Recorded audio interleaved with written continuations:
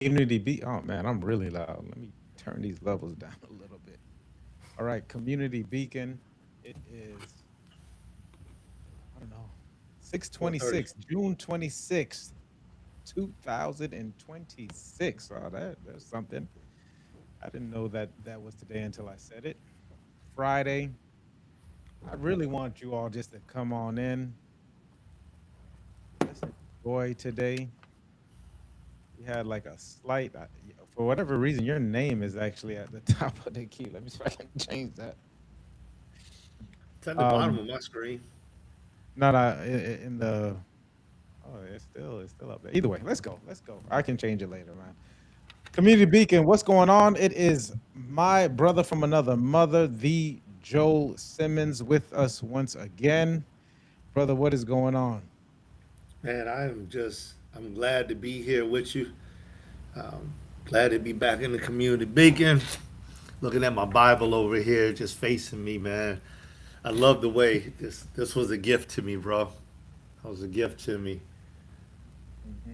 I don't know if you ever seen that one right there, but it's the 400th 400th anniversary edition of the African American Jubilee edition, um, and it's just standing there looking at me, and I'm just I don't know, just made me grateful when you start asking me about how my day is. How's your day coming along?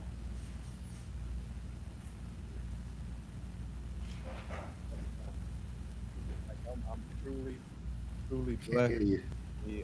Can you hear me? Low volume. All right, let me turn it up. How about now? Yes. A lot better. All Yeah. right, great. Yeah, so I'm blessed. It's been a fruitful day, productive day. I woke up at around, man, this is the first, you start to get into a flow of having some really, really good sleep. Today was the first day that I woke up at 4 o'clock. I think I went to bed like around 11:30 or so, 12. Probably was after 12. Woke up at 4 o'clock, kind of sat there, thought about some things, and really just acceptance of a lot of great things that are happening for me. Um, I guess the flavor would be great. Would be great. And man, I ran through the gym today. I'm like, I'm feeling so good. I did a half a Murph, ran, and yesterday was leg day, which was, I mean, let me tell you, if you ever want to beat me up, if you ever want to catch me slipping, it's immediately after leg day because I'm normally shot. So today when I went in the gym, I had that. I felt a little sore in the legs, but man, I still got a great run in. I did a half a Murph. Um, did some flexible exercises just to keep the flexibility going, joints moving. Picked up my son, and now I'm here with you. So, well, how else can it? It's all downhill after this. Actually, no, it's not. Super Thursdays, which is when my father makes soup. He normally does it on Thursdays. He didn't. He had a couple of dentist appointments yesterday, so he put it off, and so it's actually today. So it's actually I don't even see a ending of where what's gonna happen for today. So I'm grateful for that. Like it's just an up and up day, up and up week. Father's Day was on Sunday. Grateful for all of the people that reached out, all the love. Um, got to pick my son up on Father's Day as well, so had a great time with them. The other one came, Elijah came a little bit later. My father was here, so we were all here for Father's Day. So that started the week. It was I even got a Father's Day story, but we can get into it later. I want to hear this Uh, story. Yeah, yeah, yeah. Man, it was so interesting. I jumped on I went to go pick him up. Paul is in Port St. Lucie. So I went to go pick him up. Actually, I went to the gym first and I was just planning on taking it easy and it just didn't happen. And so picked Paul up and came back. I actually went to Costco first, bought some steaks. So I was like, yeah, we'll do steaks at some point. Really for my father, for Father's Day for him. I know he would enjoy it. And so when I went to Costco in Port St. Lucie. Well, it's not in Port St. Lucie. It's actually in Stewart. So I went to Costco in Stewart, and then I jumped in the car, and I was like, "Oh man, I forgot to get gas." around 10, 11 o'clock. It's a Sunday. You really want to beat the after church traffic because after church, like Costco is a madhouse. I mean, the gas lines are out the door, whatever. So when I got off on North Lake, I was like, all right, well, I think I can wait till tomorrow, but let me just go ahead and do it right now. Let me go ahead and get some gas right now. So I went to go get gas and filled it up. Went to crank the car up. Guess what? Car doesn't start. Mm. I'm like, what is?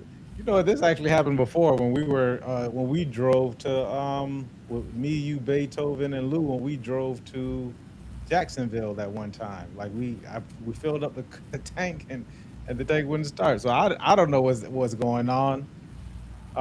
You know, pop the hood. Everyone, man, people were so graceful and helpful.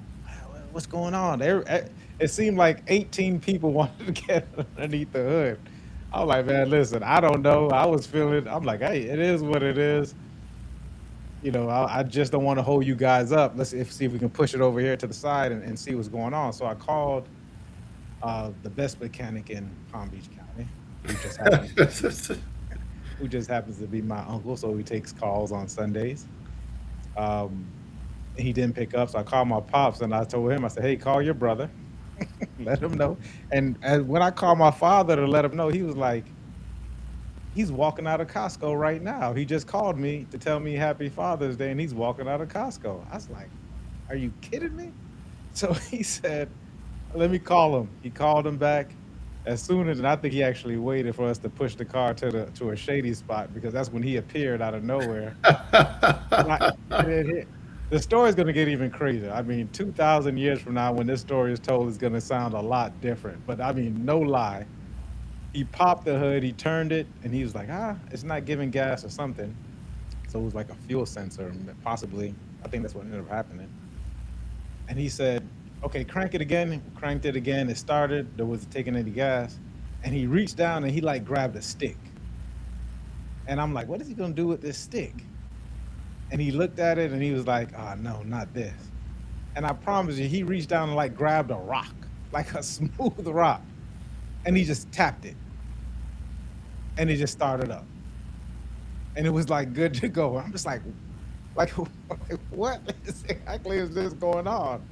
I tell the story a lot differently to him when it's as a joke. I'm like, he just came out, he raised his hands. I don't know if he had the Torah, the Quran, or the Bible in his hands at the time, but he had a small book and he just tapped it with the rock. He said a little prayer and he tapped it with a rock. So man, it was an interesting time for us for that to happen, and at the time that it happened. But it was so, I think, the feeling of equanimity that occurred during that time. Like it wasn't a panic, it wasn't anything. It was just like, we'll figure it out. Like we'll get to it. We'll figure it out. And it just figured it out by itself. Like there was nothing more for us to do, right? Except for him to grab the rock and tap it. Although it was like 18 pseudo mechanics underneath the hood saying, maybe it's the this, maybe it's the that. What did you just drove from Port St. Lucie and you didn't like, maybe it's, I'm just listening. I don't know. We'll figure it out possibly on Monday, but it just all figured itself out on that day, man. So it was, man, it was such a great Father's Day to finish that up. Um, yeah, brother. That's the story. That's the story. That's the story. That's the story. How about you? How was your Father's Day? Father's Day was good, man. Yeah. Father's Day was good. I don't have a story about a rock. But I like your story about the rock. I really do. I know we went out to church service, or we went out to service, right? And afterwards, they took the time to feed us something good. Oh, my pastor did such a wonderful job in speaking. What's going on, Elijah? Hey Elijah, how you doing, young man? Yeah, I'm sure he can't hear me, but he did such a wonderful job in speaking. He actually spoke about something that I recall you and I speaking about some time ago.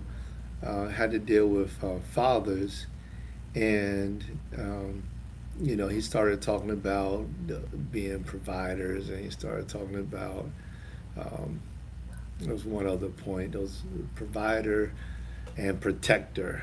Those were two of the points. But then he said, "But what I want to talk about today is being an example." And I said, "Man, that's just so good right there. That's so very good." Because many times fathers get lumped into this protector provider type of role, and like that's all they're meant for, you know. And he just went example, just being an example. And that was the route that he took. And I enjoyed it so much because there was just so much to gain from it. Even the scripture that he used was like a scripture that that most people preach a certain way, and he just went completely different way with this entire example thing. And I feel like example has a lot to deal with being you. Just being you and what you bring to the table, and it's all encompassing. And so it was very filling. And afterwards, the people they made some food and stuff like that, and the food was absolutely amazing. So it was a lot of takeaway from that. We were talking about that for days, and it was perfect. It was absolutely perfect for the end of that weekend for me. And the start of this weekend had the start of the week. It ended up being so good, man.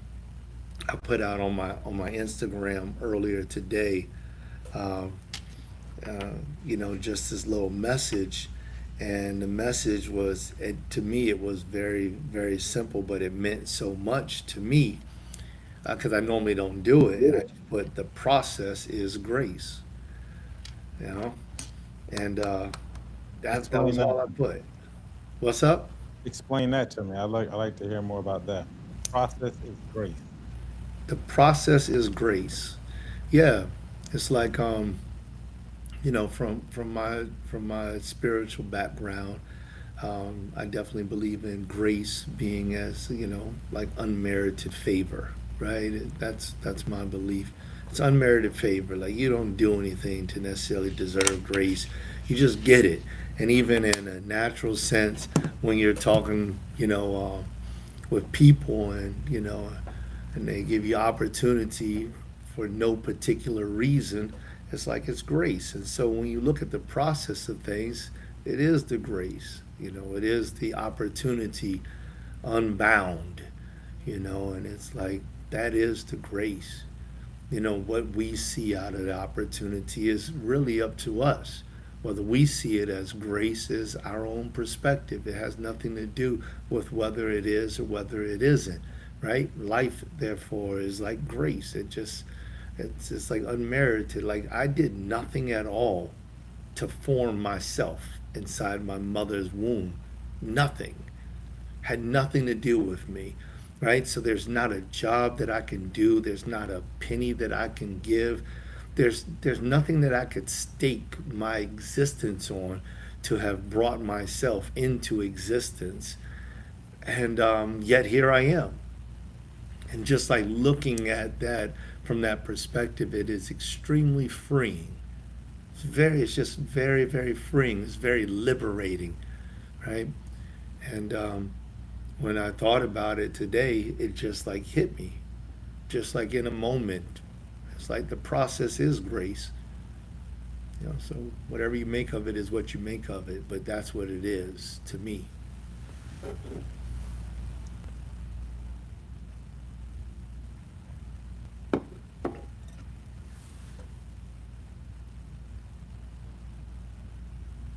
Something super beautiful to kind of sit with.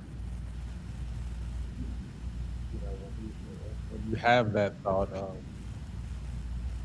not like, I didn't do anything, right? Like so, there was nothing that I did in order for me to kind of be here, and yet you are here, right? So you get a chance to really almost revel, kind of revel in it. Like you really kind of like right now, I'm in awe of it. of that thought. Um,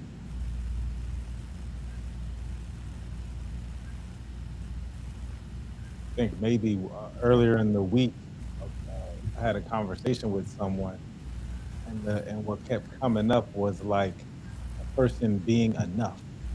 Right? That was one conversation where the person kept talking about, how them have coming to grips or really accepting that they are enough for whatever reason. And I think my question back was like, well, at what point did that even become a question? The I am enough. At what point did that even enter your mind? That become some kind of doubt in your mind that you aren't enough. Like what could cause that? And so I would ask the same question with you, like for you to come back to that understanding, because I'm sure at some point that wasn't even a question of whether, how this came together, or this grace, or how grace became, um you said something that you didn't call it grace. What did you call it? I said the And process is yeah, the grace. process, excuse me, the process is grace. So how did that really, like, what really resonated for you recently with that thought? I don't know if there's anything that resonated recently with me. I mean, my mind did start to think as you asked that question. So I would lean into the process of all the different things that I've been going through, my challenges, right? All of these challenges that I've been going through over this last year have, accumulated into feelings, into um, existence, right? They've all just kind of like risen, um, kind of like yeast inside of dough when it's heated up, just risen, right? And expanded. And understanding that expansion is like one of those types of things. Is like, wow, this is the effect of the cause. And so the first thought that comes to my mind is really answering your question like that. The second thought that enters my mind was there was absolutely nothing. I wasn't thinking about something in particular at all, which was the peculiar piece of it. The aspect of it that I simply just kind of like looked at my phone. And I was just like, the process is grace, and that was it. And I decided right then and there to type that inside of my message and just like deliver that to the world, right? And so I don't even know how to explain it to you. It's some weird thing that Instagram does nowadays where they put like this bubble thought over an individual's head, and it's like this one little thought that they have, and that's where I placed it. I just placed it right there. And so and it's not for anybody. That message is for nobody. It's nobody other than me. It's just me confirming what I thought. So I shouldn't say it's not for anybody. It is for somebody, right? I mean, if somebody wants to resonate with it, great. If they don't want to, great. Doesn't matter at all to me.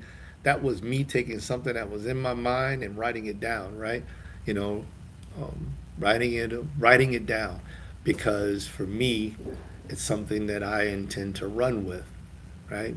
And so I'm writing it down. That's my perspective, and perspective is another way of saying a vision, right? That's my vision.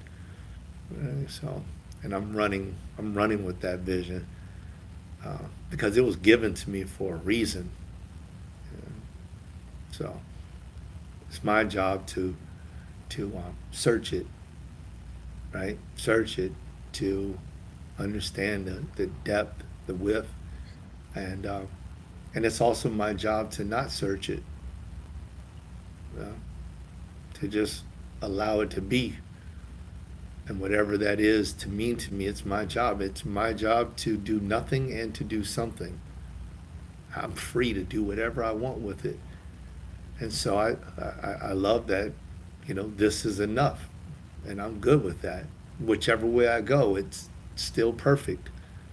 Um, so I'm very grateful. Yeah. Yeah, it sounds freeing. Sounds freeing. It sounds forgiving.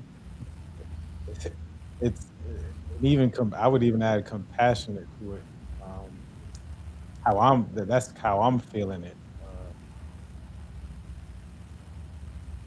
That statement that you made about, just the freedom is kind of something I was thinking about today. That's why it resonates for me. Was like, first off, like who does one give like authority to?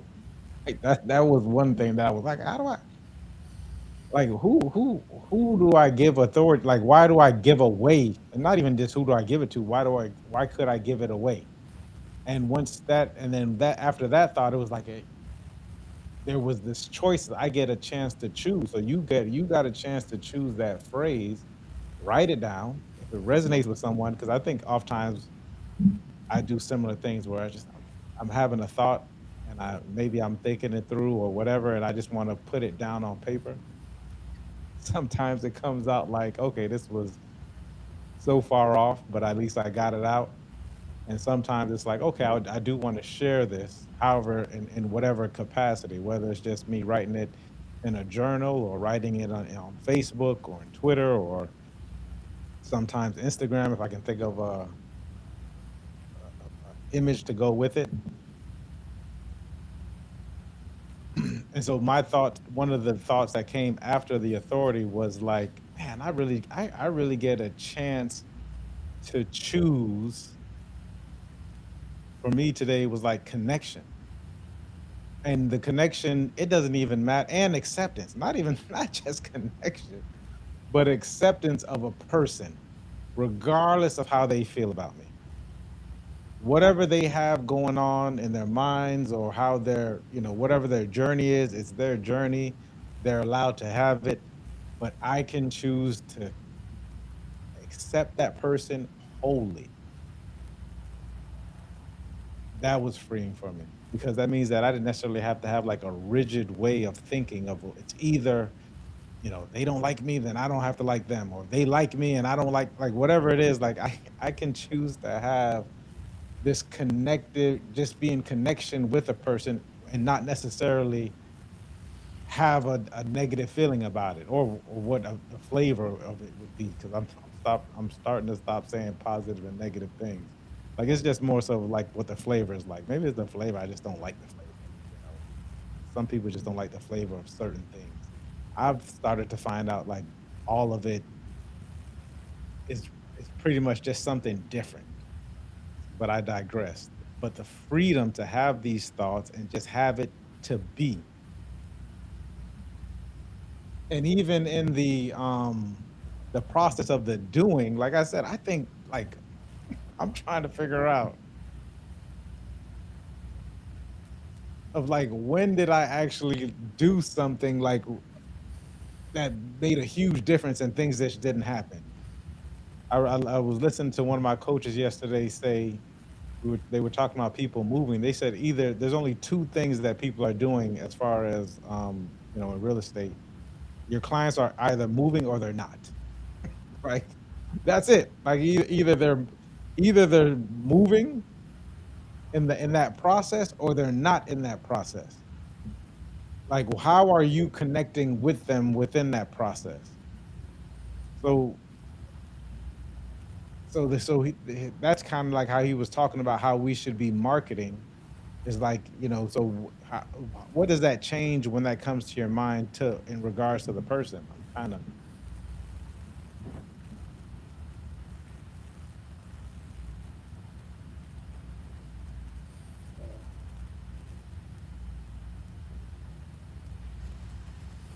there's not much else for me to do except for me to connect, for me to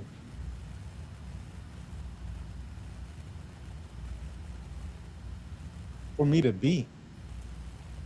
And so what kind of being am I choosing? And I think that's kind of how it lands for me. It was a lot, but this is kind of where my mind went.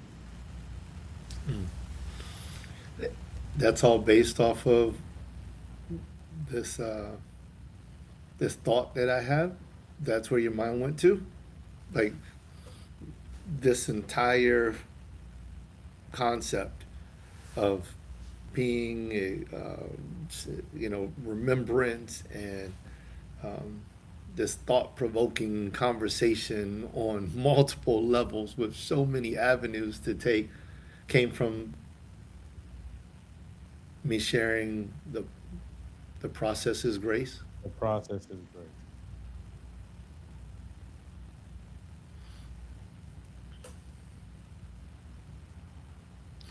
I think that's really, really interesting. I was talking with one of my clients earlier today, and not just this client. Hold on a second.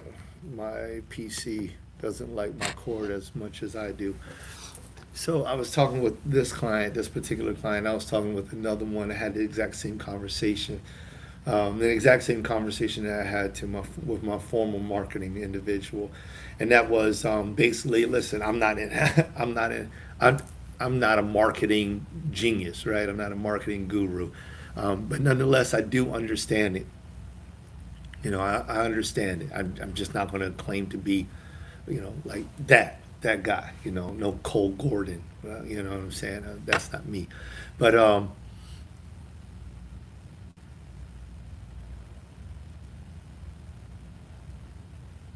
the message, this is the thing that I'm sharing with them. The message,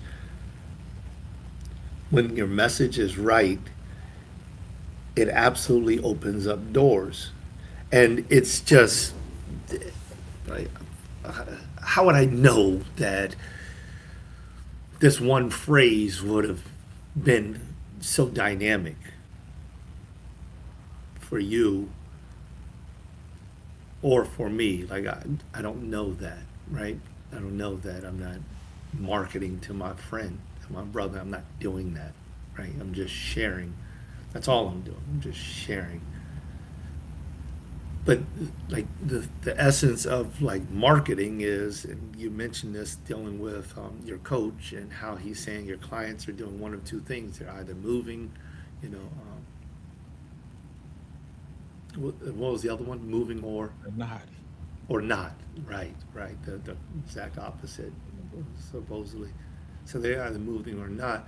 And it's just like when we understand like that messaging and we can deliver the message that is so clear, people know exactly what they're getting. It's like it's so easy to make a choice.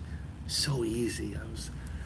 And that was like the conversation that I was having, and I was listening to my client, and he's telling me about this and like that and like that, and I'm taking him through the whole vision thing, and as he's speaking and I'm going through the three lenses, I hear him talking about meeting with this person, then I hear him talking about meeting with those people, and then I hear him, and I understand this thing, man, because it's like, yes, yes, yes, yes.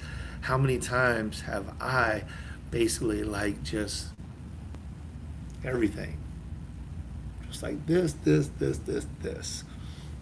And I catch myself. Sometimes I catch myself too late. Maybe it's not too late. Maybe it's just that I'm still learning. But I catch myself. And it's so much easier when I'm listening to somebody else's words because I'm one of those individuals like yourself, Mike, who likes to take the time to actually hear what people are saying, right? Actually hear what people are saying. Like the individual gave you the compliment a few days ago or weeks ago, where he said that you guys actually provide space. And it's like, whoa, imagine that if you actually provide the space, people will actually tell you what they're thinking. And the two of you could actually talk about the exact same thing. You could actually communicate. Oh my gosh. And so when I'm thinking about this and it's going through my mind, I'm looking at this entire piece and I'm like, whoa.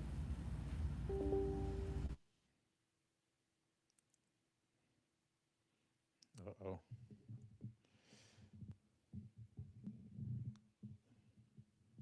Hopefully the brother comes back. It looks like he froze up a little bit as he was talking. I was, maybe, and he'll come back shortly. One of the things that's going on my mind, especially in this piece where he's talking about holding space and someone even mentioning that to him, which is what I think we tend to do um, all the time on the community beacon. And I don't think a lot of people have that to where people are holding space. But if you pay attention to like the conversations, and even when people are asking you for advice or people are asking you for information or want to inform you of things, they have a lot more that they actually want to say, right? That people want to talk and they want to talk about themselves. So I've started getting in the practice of, especially when I'm holding space, which I'm often doing. And there was a trick to it initially at first was is like I already know what I know, right? So all I can do is, and the brother mentioned this, is get a different perspective of this thing that we're talking about, because perhaps it'll give me some more information. So you get to be extra curious with a person, right? Or I practice view, the framework view. So the last word is you get to be in wonder with this person, and you never know exactly what's gonna come up of it or how the conversation ends. Like the brother started speaking about the process to him is grace, which if you just saw that and you weren't in his state and his and understanding exactly where he was, his presence or what brought that to mind, that your mind can and mine did go in all different kinds of places. Like, well, what is he talking about? So now you get to be in wonder. You get to start asking questions. I digress. So a real good tangible way and trick for a person to um, for you to use is your first the first things that come out of your mouth should probably be a question. And I tend to prefer how and what questions. When the question of why ends up being for most people, it's almost like an accusation. Like, why did you do that? Some people can feel guilty when you hear that, but it's like a how and a what question. I just recently had a conversation with someone who was asking me a question. They said, "Well, this happened to me, and I just wanted to get your perspective on it, Mike. Like, because I trust what it is that you have to say." And my first response was, well, you know, I probably have more questions than answers for you.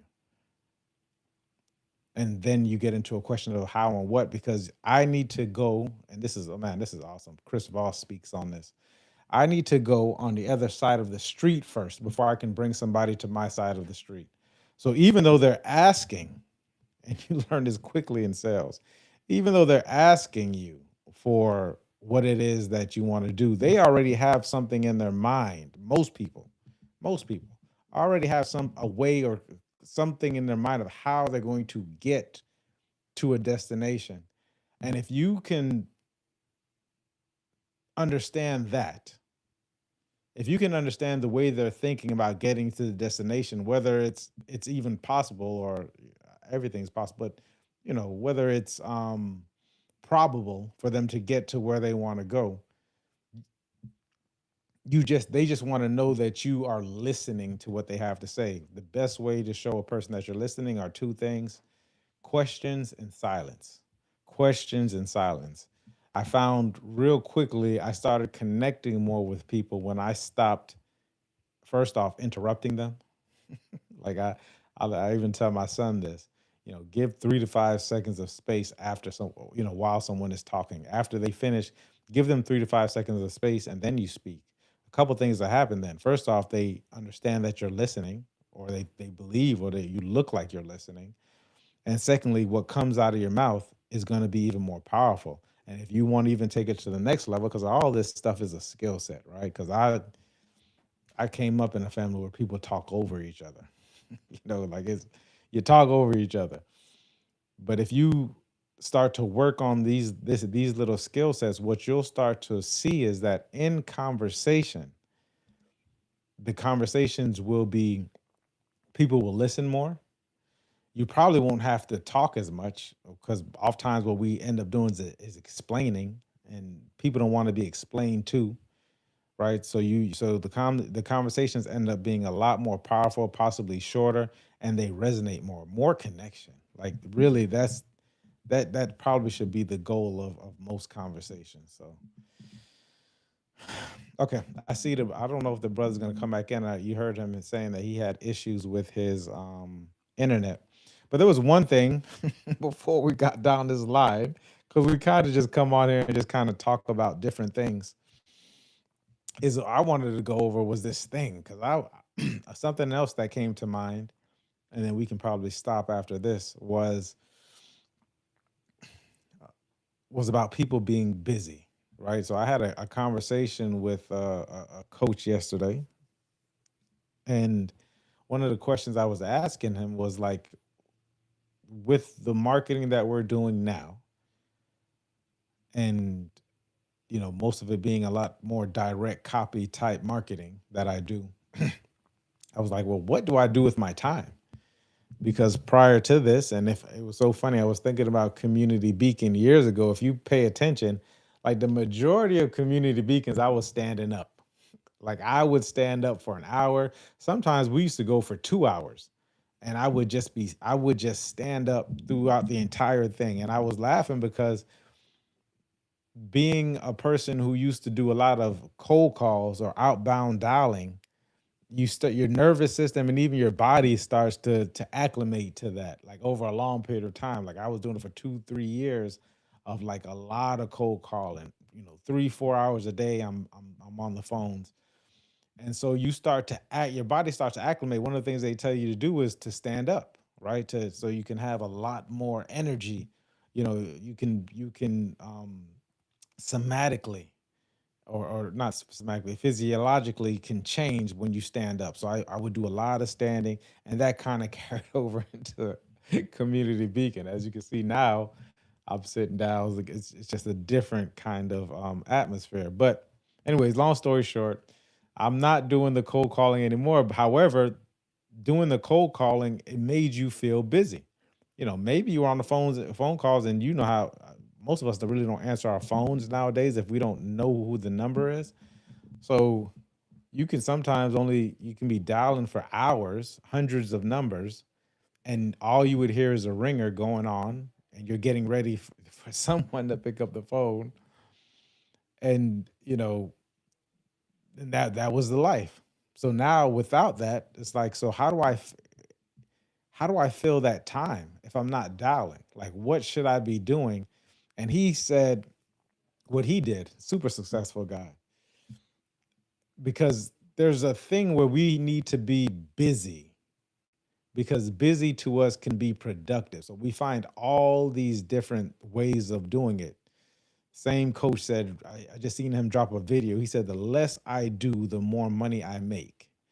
Because if you can focus on the things that you actually need to get done, as opposed to what I call busy work. And we learn this too. We learn to be busy.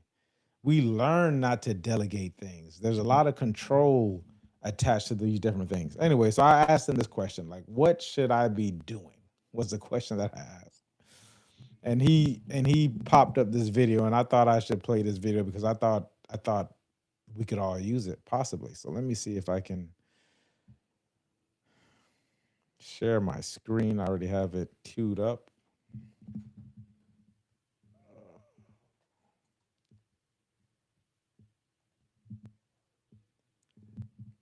Okay, share audio tab is on screen.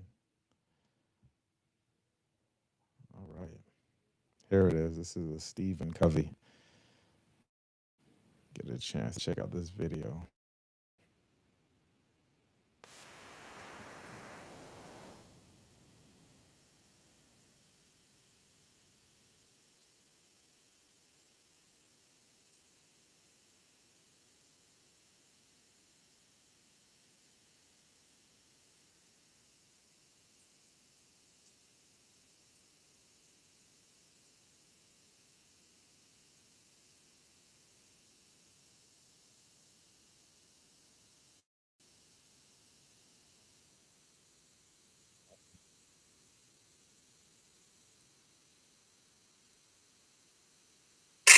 all these little all kinds of people in the firm. And what's the nature of your work We all caught that. assignment? I direct an international firm. An international firm. So you really are interfacing with all kinds of people in the firm and outside the firm. That's right. You want a rich personal life and a rich family life. Do you ever feel like you get bogged down in the thick of thin things? Yes. Well, that might be analogous to all these little, small things that tend to fill our life. And that just little by little, they just accumulate. Now, your job, you can't go above this, is to get all those large rocks in the jar. Good luck.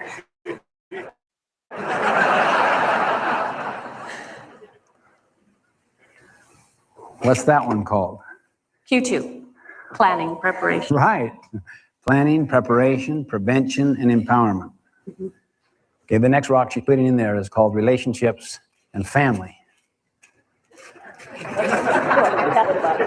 didn't look at that third rock you put in there. That's employment, some key employment issue, and then you put major projects here. I can't get it above there. I haven't worked it yet. Oh, yeah, that's right. Is that fair? Yeah, that's fair.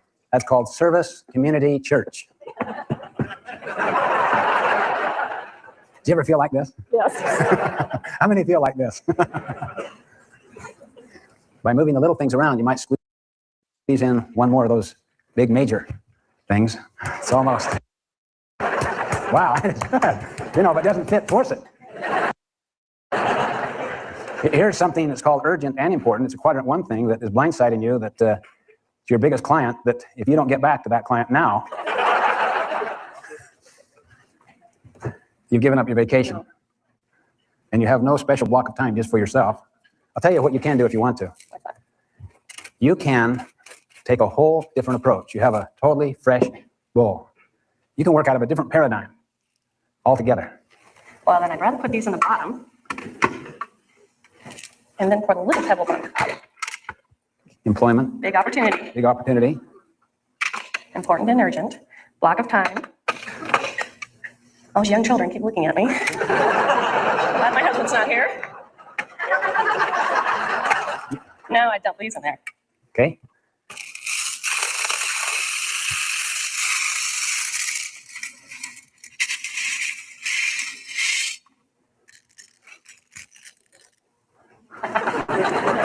That's great. Okay.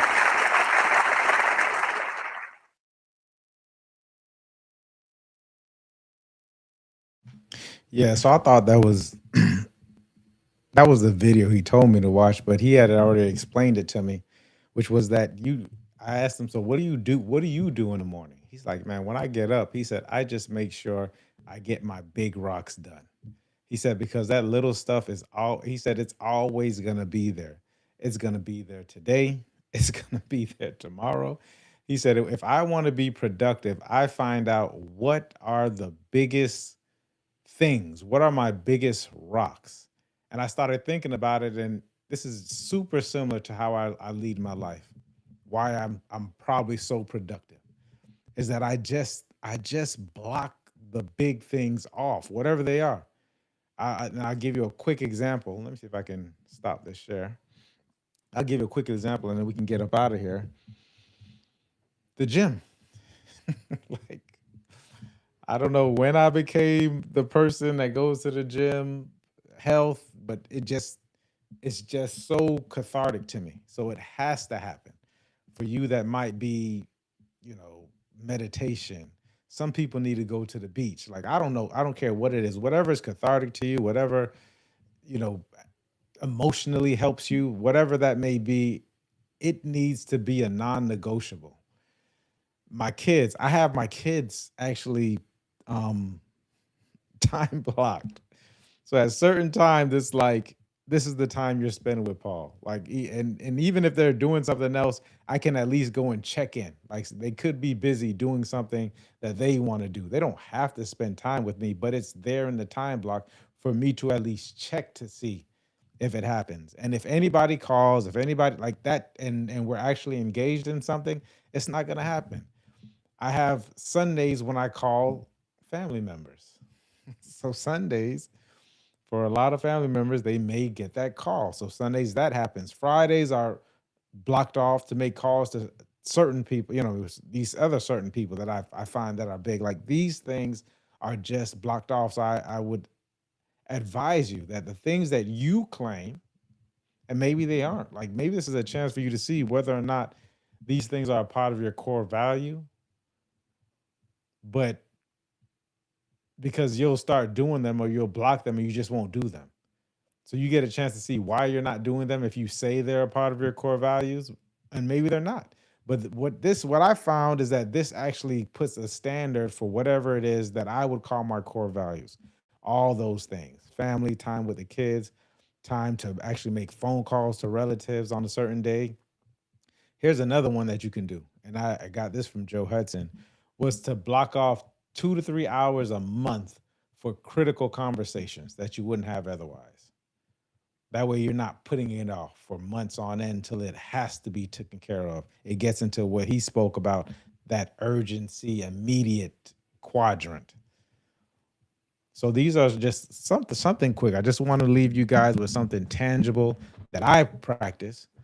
I probably started doing a lot of busy things because you're taught to do those things. A lot of these phone calls, or I mean, at the time, I guess me doing that and actually getting the experience was important. But for me to just continue living that kind of way, it just wasn't going to happen because it wasn't a value of mine. These were little things that made me feel like I was productive. But more time, or excuse me, the more time that I spend not doing those things and actually doing things that are that are in alignment and are a part of the core values, things that I need to get done. Maybe it's this to pay bills. I remember somebody who I look up to who's really great with finances and budgeting. One of the things that they did was on the first of the month, bills were getting paid. You know what I mean? Like, and you can tell like this is a big rock for them because this is what they did, regardless of whether, whatever made them feel. But they knew that on that day, this was going to happen. Another thing that they did that I often find out, they said, if I have something in my closet and I don't wear it after a year or two, I throw it away. I thought that was awesome too. But just finding out what your core values are, putting them in that way, making sure they do get done, and then you can kind of start to see where your core values is. Because another thing is a lot of us don't know what they are. That's a whole different conversation. Other than that, guys, hope that was fruitful. We love you.